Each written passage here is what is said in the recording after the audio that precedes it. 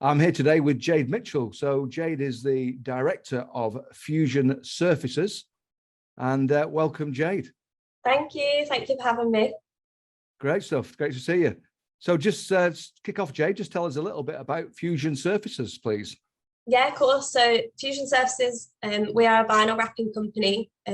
We work just on the commercial basis in hotels, leisure, offices, student accommodation.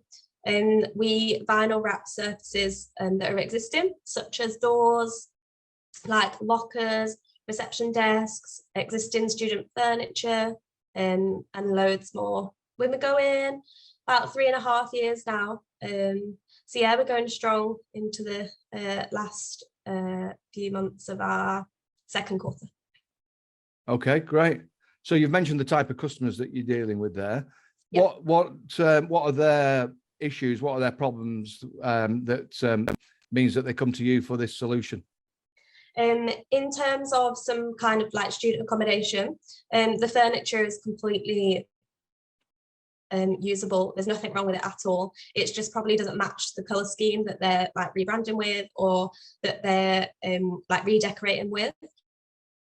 So instead of like ripping it all out and throwing it away, sometimes it's like, plastered to the wall. And even if sometimes the students are even in the like student accommodation already, they don't want to disrupt them, we can just come in and vinyl wrap it.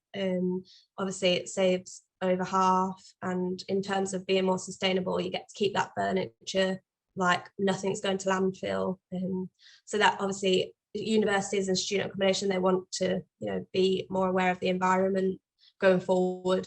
So yeah, so it's half the price and you're doing your bit for the planet. Yeah, definitely. Great. And who else is out there doing this sort of thing? I would say you don't need to name them, but I mean, how many other types of organizations are doing what you do?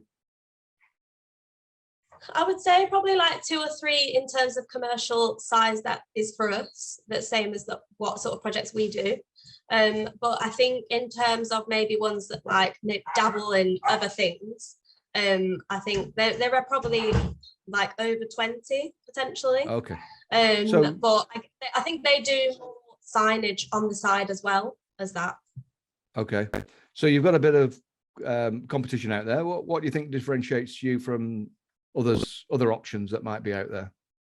I think we are like really hot on the process from the initial lead to the final invoice and snagging. We always get back to people when we say we will. I think even the project management side of it, if it's a big job, we don't just like turn up and like do the job and leave. We project manage everything to the down of like the cut of the material, making sure we get everything out of the materials, there's no waste, like dealing with all the health and safety side, making sure everything is like completely spot on behind the scenes, because that's also so important. It's not, and making sure the guys know exactly what is expected of them. And I think just even the communication between the client and just making sure that everything's okay throughout the process. And I think also with us, we are completely honest. So, if a company comes to us and says, can you wrap this door, and the door is not suitable for vinyl wrapping, I would definitely just say, no, I think you should replace it. I wouldn't just take it on just for the sake of it. And they really appreciate that. And I think we're quite, transparent. We explain the cost of things, and sometimes things may be more expensive because they need more material. And we're always open with the client about that. Great. Love that. How was COVID for you? How did you get through that period? It was actually pretty rough. I think when we first started, if I'm honest, I did message quite a lot of people when COVID was happening, and I did get loads of advice saying that is ridiculous, like you're not going to get anything back, just stop your marketing. And I never did. I just carried on posting on LinkedIn all the time, and I bet people thought I was nuts, thinking that is why you're doing that, no one is refurbing at the moment. But as soon as everything and no one was marketing either.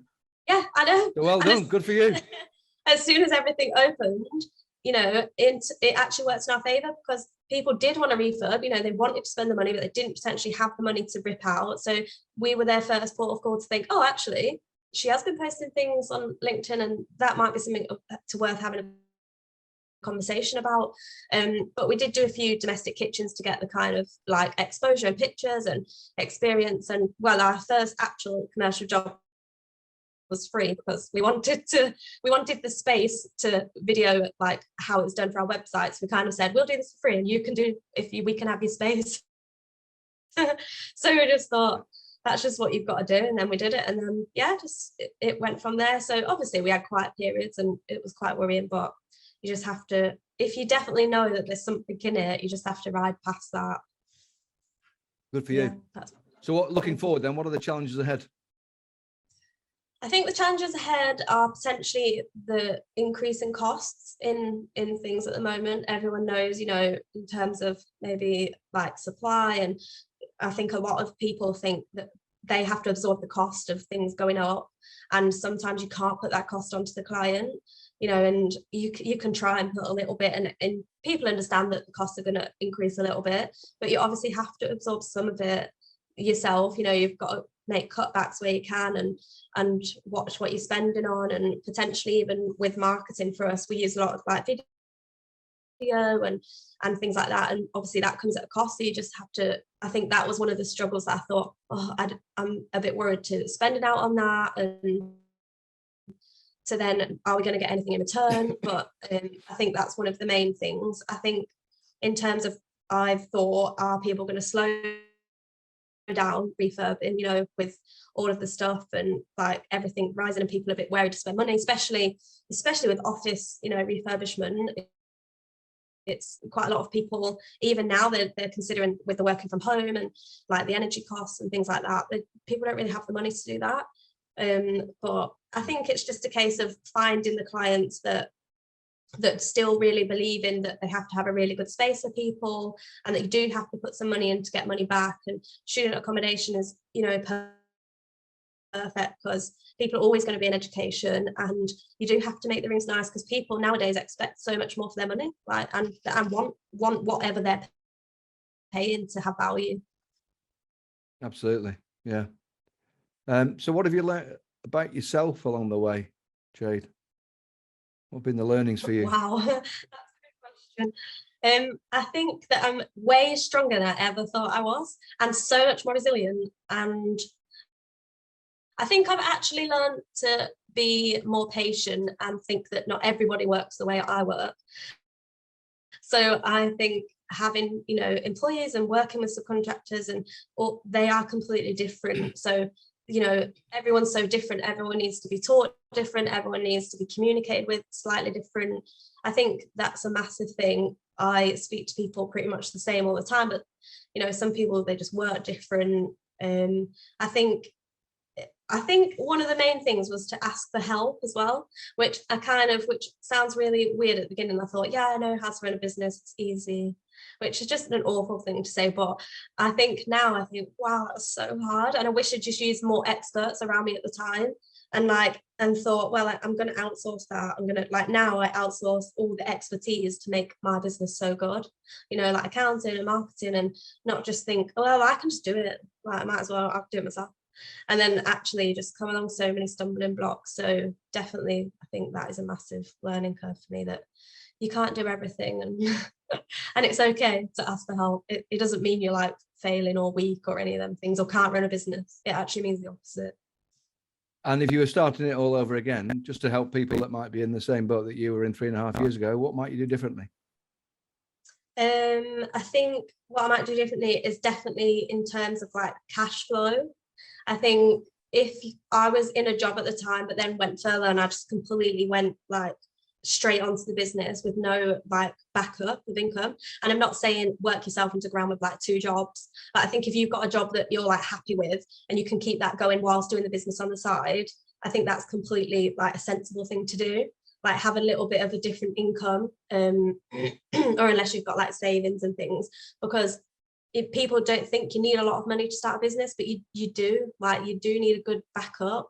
And you know, we got a startup loan, and then you have that as an outgoing, and then you start to have employees, and then you just start to rack up all these like overheads, and you think, wow, like, but you do need all that stuff.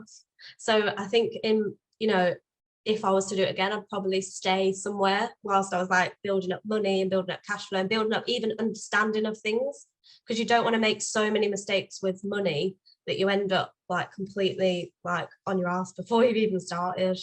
Great advice. Thank you. Well done, Jade. Thank you very much, and I wish you all the best.